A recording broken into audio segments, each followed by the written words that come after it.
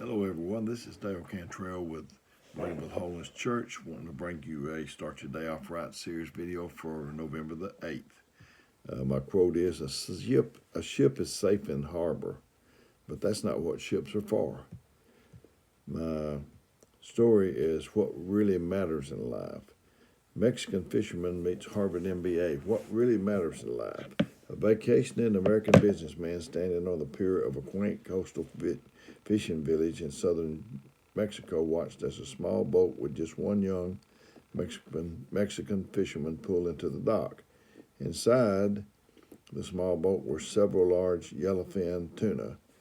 Enjoying the warmth of the early afternoon sun, the American complimented the Mexican on the quality of his fish. How long did it take you to catch them? The American casually asked. Only a few hours, the Mexican fisherman replied. Why don't you stay out longer and catch more fish? The American businessman then asked. The Mexican warmly replied, with this I have more than enough to support my family's needs. The businessman then became serious. What do you do with the rest of your time?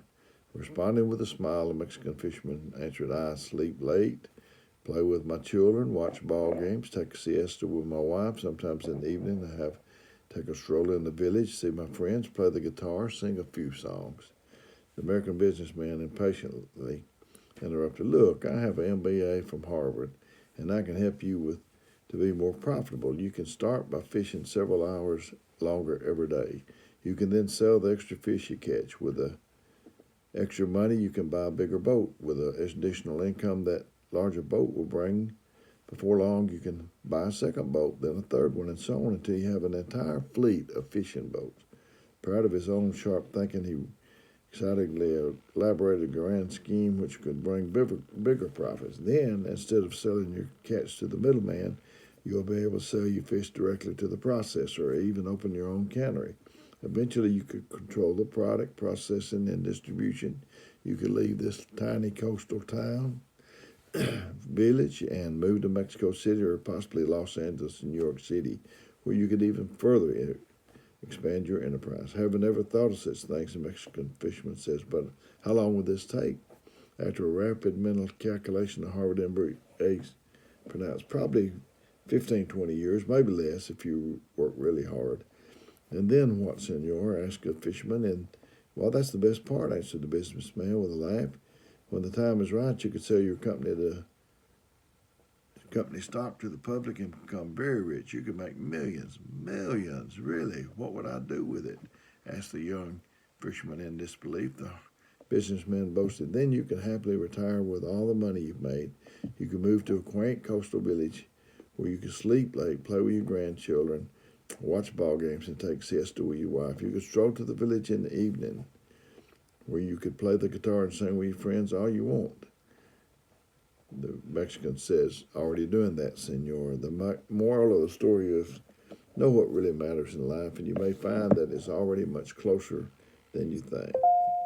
Now, Scripture is 1 Timothy 6, 9 through 10, but they that will be rich fall into temptation and a snare, and into many foolish and hurtful lusts, which drown men into destruction and perdition. For the love of money is the root of all evil, which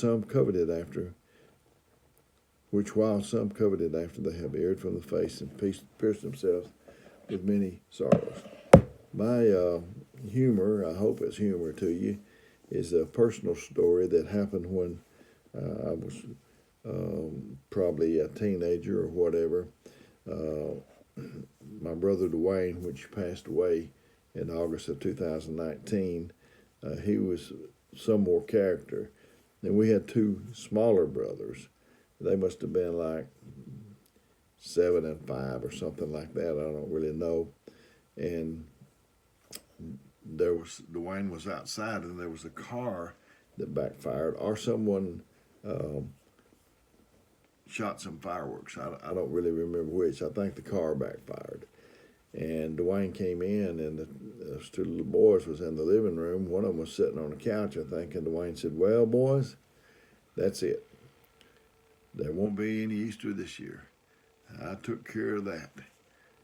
And because the backfire sounded like a shot. And I'm telling you, he said, there won't be an Easter Bunny anymore because I took care of him. And that was, it was funny to me. I tell you, those boys just about had trauma from what it took them a long time to get over it, I think. But Dwayne was full of pranks and jokes, and it was great to be around. So this is Dale Cantrell with Meridianville Holiness Church, hoping that this finds you well. If you've got a quote, a story, a scripture, a humor, a clean joke, or whatever, if you'll send them to me, my phone number is 256-508-4410. And until we do this next time, may God richly bless you.